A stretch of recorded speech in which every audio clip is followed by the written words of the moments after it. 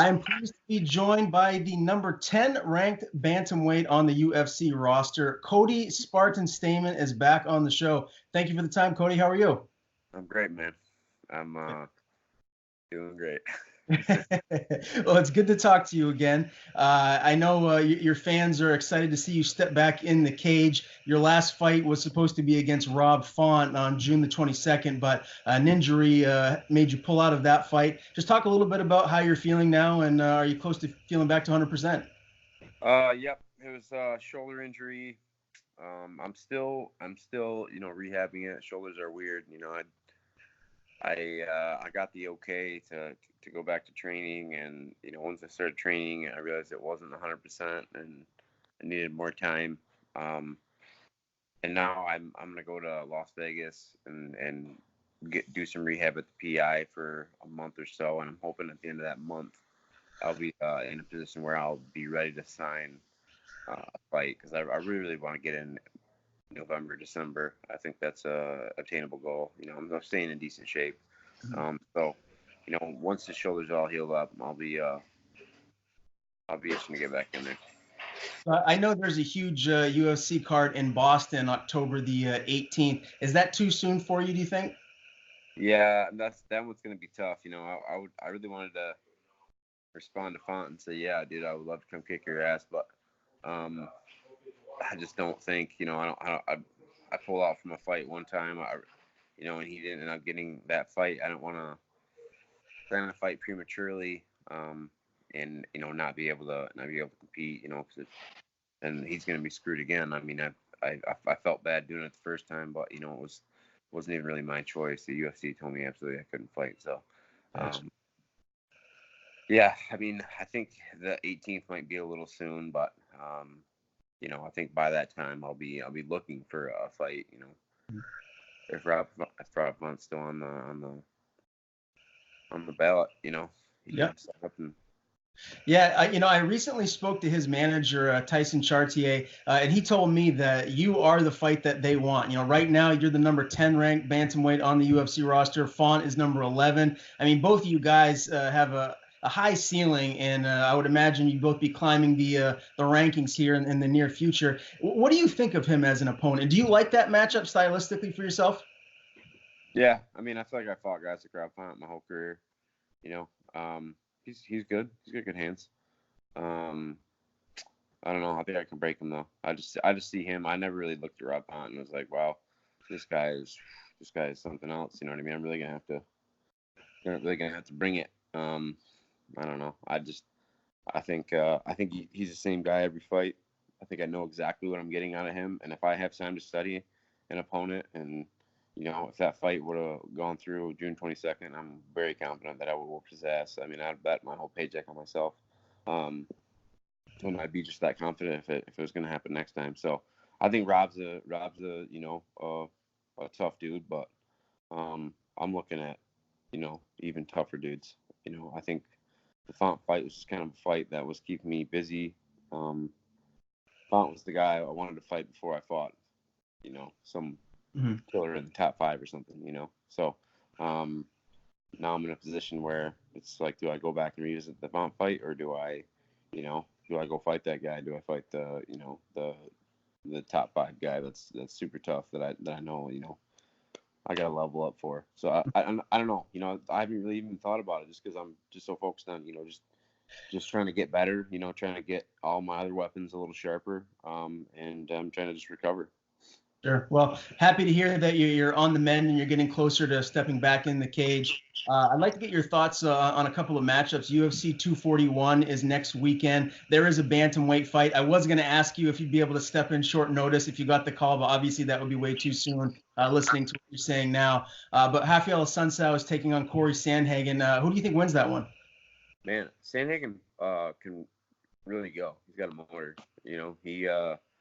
He impressed me when he fought Lineker. He looked good. He looked really good. But man, Rafael Sunsao was a really, really hard guy to beat. I mean, for anybody. I mean, anybody that fights him in the whole division. I don't know what it is about that guy, but man, no one can hit him. I mean, I don't ever see anyone do anything like besides Marlon. I mean, who besides Marlon has really like hit him with even a clean shot. You know what I mean? So I don't know. I think I could see Sanhagen scraping out a decision just because he's going to be more active, but. I think the Sun South could easily take him down and beat him up. He's a menace on top. So that wouldn't be a fight I'd want to bet money on. But if I was betting, I would say always bet on the guy that's got the most experience. So I would say Sun South wins that fight. Well, towards the end of this year, when you are getting ready to step back in the cage, if it's not Rob Font, if it is someone that's in the top 5, or a Sunsao or Sanhagen, who do you, I guess I'm curious how you feel like you match up with those guys. Do you envision yourself getting wins over them right now? Yeah, absolutely. I mean, at this point in my career, I think I could beat anybody. I really do. I honestly think that it's just about me showing up and having a really solid game plan and sticking to it. You know what I mean? I like when I was fighting Aljamain Sterling, the my only UFC loss, first loss I've taken in pretty much my entire MMA career. First legit loss. I was, first round sticking with the game plan. I had a game plan. I knew what I had to do to beat him. I knew that he was. I knew how he fought. I knew how to beat him, and I went in there and I executed it. In the second round, I came on. I just did not do what I knew I had to do to win. And he started, you know what I mean? The ball started falling his, you know what I mean? I kept making mistakes, and he kept, capitalizing. And then, I made a big mistake, and he really capitalized. So, in my eyes, it's just about me being the best I can be and showing up and just doing what I know I have to do to win. As long as I'm smart when I'm fighting, I really feel like I can write a recipe to beat anybody in the division. I just have to stick to that. I got to stick to the recipe card and just fight my fight. Now, obviously, your last fight was a win, but that was in March of earlier this year. You always hear people like Dominic Cruz talk about ring rust. Do you feel like that's something that is going to be something you're going to have to overcome whenever you do step back in the cage, or it's really not going to be that long, right? No. I mean, I've got 40 MMA fights. I've 20 professional, 20 amateur. So like ring rust, like I've been doing this for a long time. And that doesn't really. I mean, I don't even really get that nervous before fights. I'm more nervous for the weight cut than I am the fight. At this point, I hate cutting weight. I hate dieting, but it absolutely sucks. But as far as the fight goes, I mean, like I said, I just figure out what I'm gonna do to beat a guy, and I just train my ass off, get ready, and we just go do it. That's just. I mean, I don't really like try to like put it up on a pedestal or make it complicated. So no, I don't know. I don't see ring rust being an issue, and I don't. Yeah, I don't know that it's real. I think it's more of a mental thing that guys like, beat themselves up about. I mean, shit. You've been in the cage before. I mean, you kind of know what the hell's going on. Mm-hmm. Now, I follow you on Twitter. For anybody out there that's watching this that wants to follow you, you can at Cody Stamann. You said something recently on Twitter that I found really interesting. If I quote you correctly, I believe you said, and you were talking about weight cutting. It's the absolute worst part of the sport. Yeah. How much weight do you have to cut to make it down to 135? A lot, a lot. I walk around anywhere from 160 to 170, just depending on what kind of food I'm eating at that time. So I cut a ton of weight, and at 160 pounds, I'm like I've had a couple like body composition tests, and I'm like 10% body fat at 160. So I mean that's pretty lean, and then as the fight gets closer, I'll get down to like 155, super lean, and then I kind of start to water load and do all the water manipulation and get down to 36. But I get in the cage most of the time and guys are always scared to talk about this. I don't really know why, but I get in the cage at like 160 pounds. Almost every UFC fight I've been 160 pounds when I get in the cage. So yeah, I cut a ton of weight, but I feel like put it back on pretty easy, and I feel like I can grab a hold of any of these guys at 135 and throw them around a little bit. Now, do you envision a move to featherweight as your career gets a little bit longer?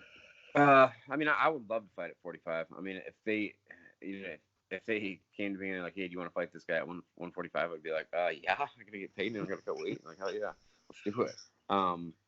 Yeah, I mean, I fought a lot of my fighting career at 45. So if I get the opportunity to fight at 145, I'll do it in a heartbeat. But I know that I'm just not. I don't have the frame. I'm not big enough. I'm not long enough for that weight class. You know, I know that like fighting at 145 pounds, I'm going on there with a disadvantage against some of these dudes that are, you know, freaking 5'11" and have an 80-inch reach. You know, but if those guys are 5'11" and have 80-inch reach at 135, I know that like they're freaking beanpole. So you know, just walk in there and snap one of their limbs. So I'm sure you've had a chance to be around Max Holloway at some point before an upcoming event. What's the size difference between you and the featherweight champ? Dude, he's huge. He's absolutely enormous. He's absolutely enormous. I literally feel like he's 20 pounds heavier than me on any given day. He's huge. He's absolutely. I couldn't believe it. I couldn't believe it. And all the guys I was with, he was training at the PI when I was getting ready for for a fight, and like everyone was just like, dude, that guy's a freaking monster. He's humongous. And I'm like, yeah, he fights at 45. I'm like, that's why I don't fight at 45. He's enormous. Yeah, so that makes me remember. I want to circle back to ask you about a couple of big boys that'll be fighting next week, and I just want to get your picks on Daniel Cormier and Stipe Miocic for the heavyweight championship, and then the co-main event with Anthony Pettis and Nate Diaz. I'm a huge Diaz and Pettis fan. I love both of them. I can't wait for this card. It's going to be a monster event. Who do you like in those the main and co-mains? I think Cormier is gonna start Stipe again. I think he's gonna beat him again. And as far as the Pettis Diaz fight, you know, I'm breaking that fight down. Pettis doesn't fight well off his back foot. He doesn't fight well when guys are pressuring him. You know, he does. He always has that. I mean, Pettis literally, this guy pulls wins off his ass. I don't even know how he wins a lot of his fights. He could just be getting his ass kicked for 2 rounds and then knock a guy out. You know, like Stephen Thompson or Gilbert Melendez. There were so many fights when I was like, dude, he's dead. And he comes out and wins. So I never count Anthony Pettis out, but Nate Diaz can take a shot, so I'm confident that Diaz can take whatever Pettis throws at him. I think Diaz is gonna literally walk him down and beat his ass for 3 rounds. I don't really see it going any other way.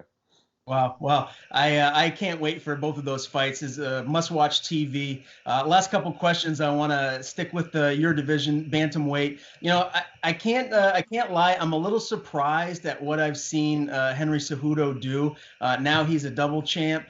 How good do you think he is? Do you envision him staying the champion for a while, or do you think there's some other guys at 135 that are gonna be able to go in there and beat him like yourself? Um, I don't know how. Really don't know how good he is. He's really small. I don't understand how he is competing, you know, as well as he is, being as small as he is. I really thought Marlon Moraes was going to start him. I did not. I lost money on that fight. I 100% thought Marlon was going to just absolutely demolish him. And then the beginning of the fight, it looked like that was 100% going to happen. I was like, oh well, I'm going to be making some money tonight. And then I just don't know. I don't know if Marlon had a bad weight cut, or if he had maybe he got hurt in camp and he couldn't train the way he wanted to. You never know what the hell happened, but I think Marlon Moraes was going to kill him. I don't really know what happened to him. He's not usually the guy that gasses out in the second round like that, but he did. And, you know, congrats to Cejudo, the fucking cringiest guy I've ever seen in my life. I respect him as an athlete, but dude, he's weird. He's straight up weird. Yeah, I mean, you and me both lost money on that fight because I thought Moraes was going to go in there and starch him as well. But then, you know, you see Cejudo go and surprise us all again. I mean, he goes and beats Mighty Mouse first, and then he goes and wins the belt at 135. So, I mean, stylistically, do you feel like you match up well with him? If you continue to move up the ranks and you win your next few fights, you know, you could be in the mix to fight him at some point, maybe in 2020. Right. Do you like the matchup against him? Yeah, I mean, I feel like in the top 10, you're 2 fights away. You're always 2 fights away in a title shot. You know, it's about momentum, timing, all these things. You know, how much the fight means. You know what I mean? Like if you know, I start running my mouth, which I need to start doing, because that seems to be the best way to get fights nowadays. So, yeah, I do think I could beat Cejudo. I mean, like I said, it's about figuring out that recipe and just sticking to it and you know what I mean, being super strict and making that happen. So, Cejudo's one of those guys you definitely have to fight a certain way. I mean, everybody in the top 10 of bantamweight. I mean, I think honestly, maybe it's just because I study all the guys. And I don't study the other weight classes the same way I study bantamweight. But I honestly think the depth in bantamweight is crazy. Like everyone in the top 15 is really good everywhere. And the only other weight classes I can think of that are like that are deep like that are lightweight and uh, welterweight. You know what I mean? Other than that, I can't think of another weight class that has the depth and talent that bantamweight does. So, I mean, shit. I mean, what is there? There's two two former champs, and then a WEC champ just in the top 15, and then you know what I mean. Then you got like TJ, who is the champ, isn't the champ, and then Cejudo. I mean, like the weight class is absolutely freaking stacked. It's just stacked. So last question for me, Cody. I'd like you to run your mouth a little bit and call someone out. Who do you want to fight next? If it's not Rob Font, if he's not available in November, who is it that you like to step in the cage with? So I mean, if in a perfect world, and this is nothing to do. This isn't a call out or like me trying to like motherfuck them or say anything bad, because I have the utmost respect for both these guys. I think they're fucking legends, and I'm a huge fan of both of them. But if I had my choice of guys to fight, who do you want to fight, Cody? I would want to fight Urijah Faber, or I'd want to fight Frankie Edgar. Those would be the fights I'd want. I mean, it's just like, I mean, these are the two of the best to ever do it. You know, why wouldn't you want to get in the cage and see what you can do against a guy like that? And not only that fight would be huge, but it'd be absolutely enormous. So if those are, I mean, if in a perfect world, those are the first two guys that come to my mind. Those are the guys I'd want to fight. Frankie or Faber. I love both of those fights, and a win over either one of those guys would be huge for you. So yeah, that would be nice to see you get either of those guys for your next matchup. Before I let you go, anyone you want to thank, or if you want to plug your social media, the floor is yours. My social media, everything's just Cody Stamann. I don't get on Twitter as much as I should, but I'm always on Instagram. I'm on that shit every day. I'm always posting shit that I'm doing, day-to-day life stuff. So if you want to follow that, that's where to go. Yeah, I appreciate the interview. Yeah, I'm gonna nurse this hangover, maybe take another nap, and try to do something productive with my day here. Well, listen, Cody, I definitely appreciate you taking the time to join me again, buddy. Best of luck in this upcoming camp. You know, I know you're getting ready for a fight, even though it's not been announced just yet who it is. But stay healthy, get back to 100%. We'll be talking again soon. Awesome. Thanks, man. Thank you.